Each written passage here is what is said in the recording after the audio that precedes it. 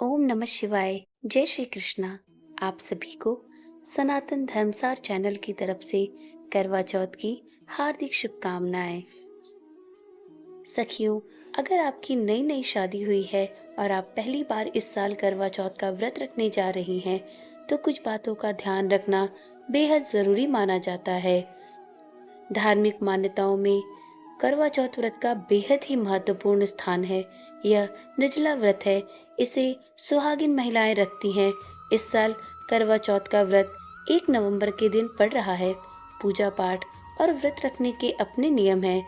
अगर आपकी नई नई शादी हुई है और आप पहली बार इस व्रत को रख रही हैं, तो इस व्रत से जुड़ी कुछ बातों का ध्यान रखना बेहद ही महत्वपूर्ण है। तो चलिए देर न करते हुए आज की वीडियो में करवा चौथ और उससे संबंधित कुछ विशेष नियम को अच्छी तरह से जान लेते हैं, जिससे कि करवा चौथ का व्रत करते समय कोई भी दुविधा हमारे मन में ना रहे। पहला सवाल है कि करवे में क्या भरना शुभ होता है। करवा चौथ की पूजा में 2 करवा का प्रयोग किया जाता है।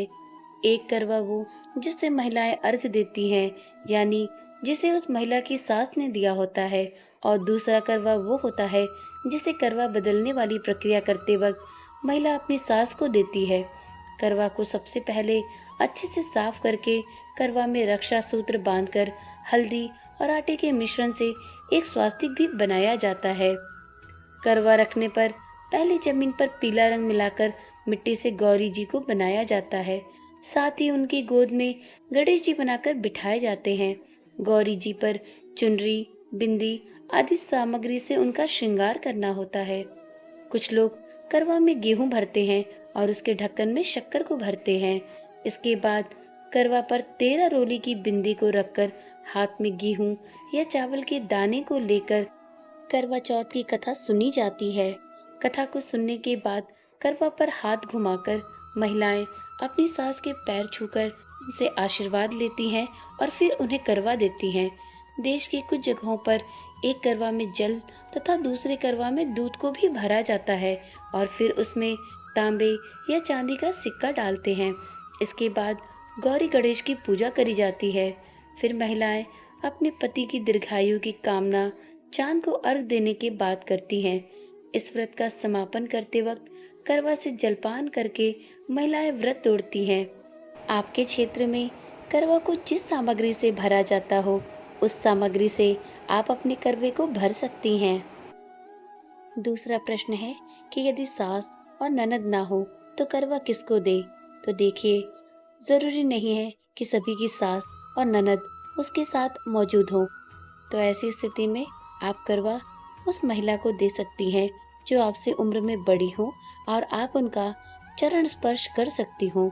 आप किसी भी बुजुर्ग महिला जो कि सुहागिन हो, आप उन्हें अपना करवा दे सकती हैं। अगला प्रश्न है कि यदि करवे की सीख ना मिले तो क्या करें। करवा चौथ की पूजा में जो सरई या सीख जिसे कहते हैं, अगर वो ना मिले तो आपकी पूजा में कोई बाधा नहीं आती। देखिए, करवा चौथ की पूजा में जो सरई या सीख है, उसका प्रयोग बस करवा से पानी ना गिरे इसके लिए किया जाता है।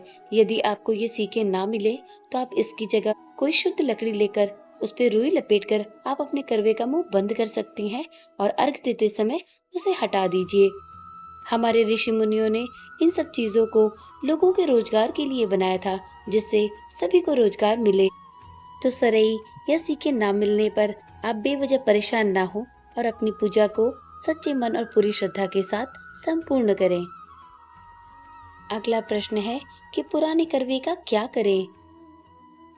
करवा चौथ की पूजा में करवा को दान करने का ही विधान होता है।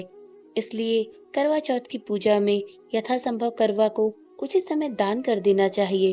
परंतु यदि फिर भी आपके पास करवे रह जाते हैं तो आप उन करवों को विसर्जित कर सकती हैं या उन्हें छोटे फूल पौधों को लगाने के लिए प्रयोग कर सकती हैं। परंतु उन्हें अगले वर्ष के लिए नहीं रखा जाता है। वैसे तो पुराणों में चीनी के करवों का प्रयोग करने के लिए बताया गया है, परंतु इस प्रकार के चीनी के करवे सभी को नहीं मिल पाते, तो इस वजह से मिट्टी के करवों को प्रयोग में लाया जाता है। तो आप इन करवों को यथासंभव दान कर दे। अन्यथा अगर आपके पास करवे बचे रह जाते हैं तो आप उन्हें विसर्जित कर दें। आज का अगला और अंतिम प्रश्न है कि अगर अकेले हैं तो करवा कैसे बदले?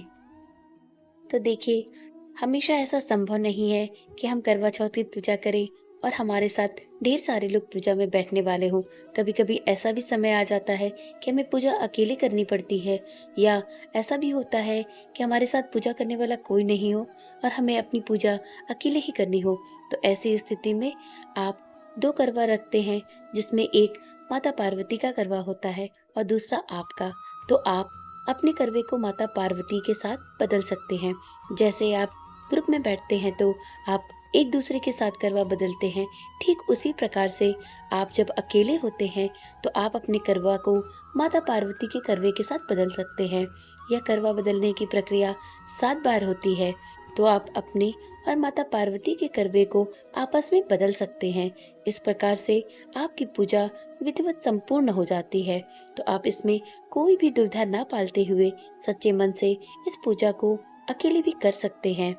सबसे बड़ी चीज श्रद्धा होती है। यदि आपके मन में इस व्रत को लेकर सच्ची श्रद्धा है तो आपकी पूजा निश्चित ही सफल होगी और माता पार्वती आपके सौभाग्य को बनाए रखेंगी। तो चलिए, अगर वीडियो में दी गई जानकारी आपके लिए काम की रही हो तो इस वीडियो को जरूर लाइक करें और चैनल को भी सब्सक्राइब करें। फिर मिलते हैं एक नई जानकारी के साथ। तब तक के लिए जय श्री कृष्णा, राधे राधे।